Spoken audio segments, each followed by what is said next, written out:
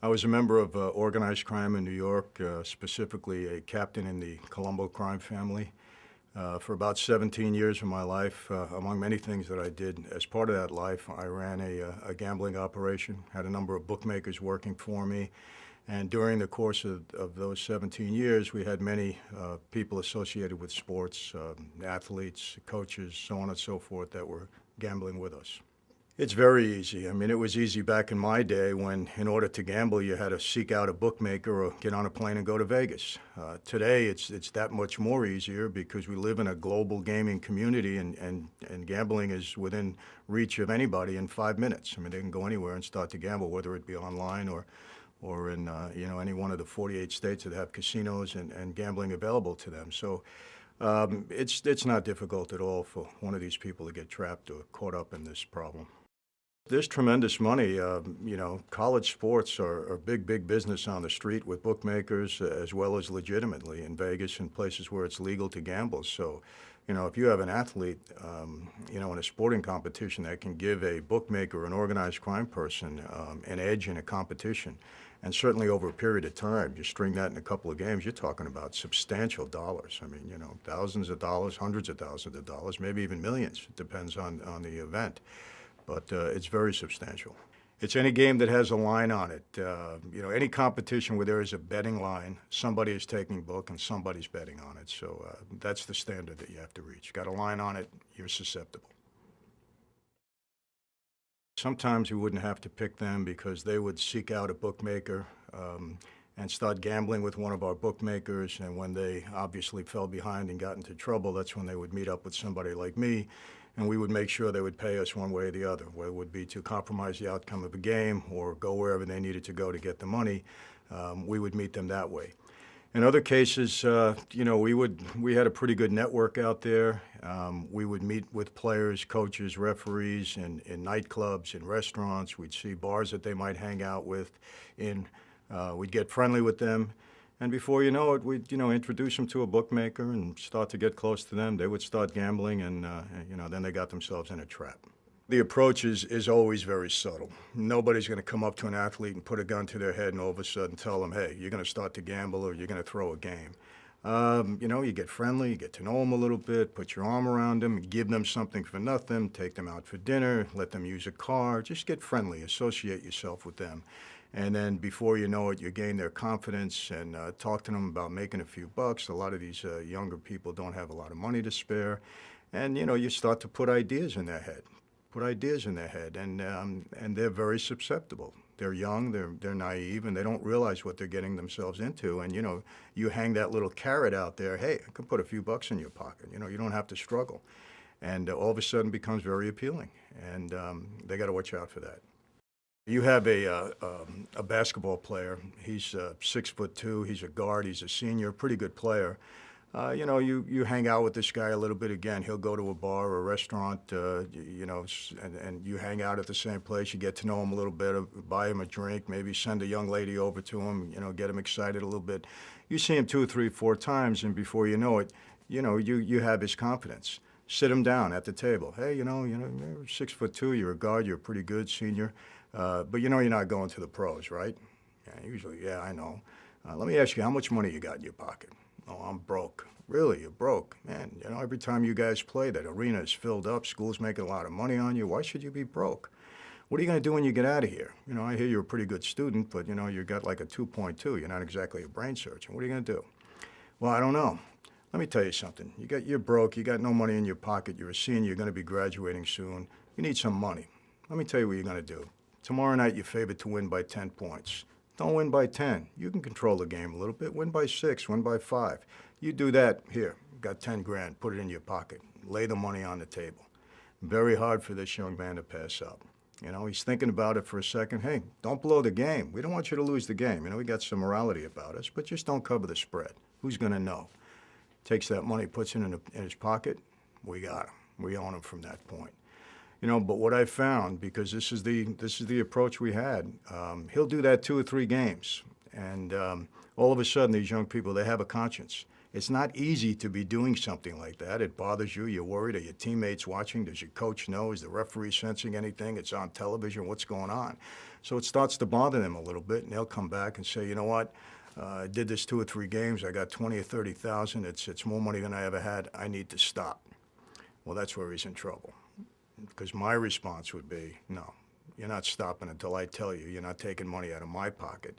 This is the way it's going to go. Unless you want to go talk to your coach, you want to go tell law enforcement what you've been doing. Maybe your parents want to see how proud of you they are. You stop when I tell you to stop.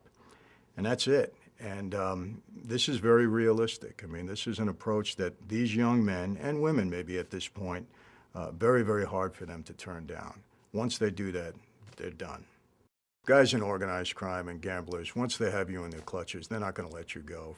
You see, the problem is it only takes one mistake before you're totally exposed. And the likelihood of you coming out clean, if I were that guy, you'd never get away from me. Yeah, I'd have you in my grips, and you're not leaving until I've got everything that I want out of you. And when I have everything I want out of you, you're in trouble. You don't beat us. If you owe us money, you're going to pay one way or the other. So, I mean, it's very difficult. It would be a student's worst nightmare, an athlete's worst nightmare, a coach or referee. It's their worst nightmare to get involved with organized crime, especially in a gambling situation. Any type of gambling is bad and can lead into a problem for sports. I mean, somebody's gambling online, they're losing money on their credit card, they fall into a trap, they're associated with a game. You know, all of a sudden they start thinking, wow, maybe I can make it up on the sport that I'm playing in. You know, to me, any type of gambling, and in my experience, any type of gambling can lead to a real serious situation, and it's something that just should be kept really under control. It's their competitiveness. They want to raise the stakes, you know, in any competition that they're involved in. I found athletes to be extremely competitive, and just gambling on a game just raises that level of competitiveness for them. Gambling in poker raises that level of competitiveness, and they're certainly more prone than the normal person out there in most cases to gamble. My experience in the last several years is that these athletes can run up debts for themselves, $20,000, $30,000. Credit cards, credit with a bookmaker. I mean, the money can be substantial. Coaches and referees, the same thing. Obviously, they have a little bit more money to lose, but you know, the dollars are not insignificant. We're not talking about, you know, a few $100s where, you know, it would be easy for them to get out of it, somehow borrow a few $100s. You're talking about substantial money. When they lose that kind of money, they have no way out. I mean, they put themselves in a deep hole. Don't think you're going to make up the losses on the next game or the next poker game. You need to stop immediately. And obviously, if there's an organized crime situation, they're already in you know, serious trouble, and they have to report it to the authorities or get some help. I mean, this is not something they're going to be able to deal with on their own. And if they find themselves, you know, wanting to get to that next game or that next poker tournament and try to win that money back, they have a problem. Gamblers don't like to recognize that they have a problem, but they have a problem and they need to stop and seek help, because at that point it can only get worse. I don't think there is any form of innocent gambling, depending upon the personality of the person. You know, drugs are obvious. People are scared of drugs. They stay away from drugs because they feel, well, now maybe I can get addicted and might cause, you know, further problems in my life. Alcohol, the same thing. Everybody's aware, well, if I take more than 2 or 3 drinks, you know, I know something's going to happen. Gambling, people don't think of it that way. Well, I can gamble. It's not, you know, it's not a vice. It's not something I'm putting into my body. It's not going to intoxicate me. And slowly, slowly, slowly, they draw themselves in and don't realize that gambling is just as addictive as either alcohol or drugs. And they really have to be careful of that, because it's a slow process that escalates all of a sudden very quickly, and before they know it, they're in a deep problem. Don't gamble, period. It's a black and white area for me. There's no gray area. I said, you know, I tell them, whether it be poker, that you can lose money in and maybe lead you into another problem, or any form of gambling whatsoever. You got 4 or 5 years in school, you're an athlete during that time, take gambling off the list. There's no upside whatsoever for a student athlete to be involved in any type of gambling while they're playing their sport and in school. And I carry that, you know, home fairly hard. I also tell them to watch the relationships that they're keeping. This is very, very important. You know, if they're hanging around with students that want to gamble, whether they be athletes or not, they can get drawn into a situation.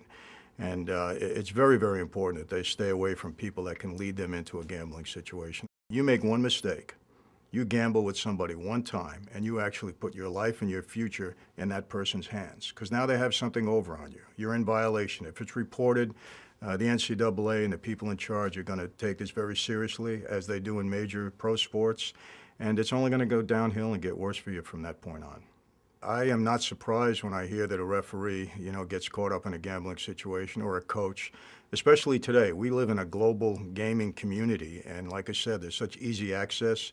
These people are human beings. If they get themselves in debt, involving something outside of the game, well, it's easy for them to say, hey, I can make it up on a game. I can, give myself a little edge here.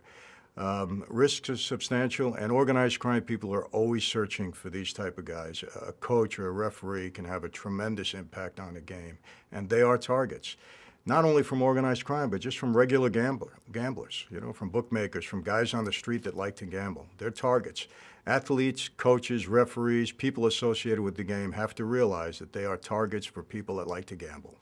You can't imagine how easy it is to get caught up in a situation like this. It escalates so quickly. Before you know it, you're in debt for several $1,000s to the wrong people, and your mind goes on you. You're thinking of all different type of ways to get yourself out of it. I can't stress strongly enough, just stay away from the gambling. Just keep it, it's not part of your life during your time as an athlete.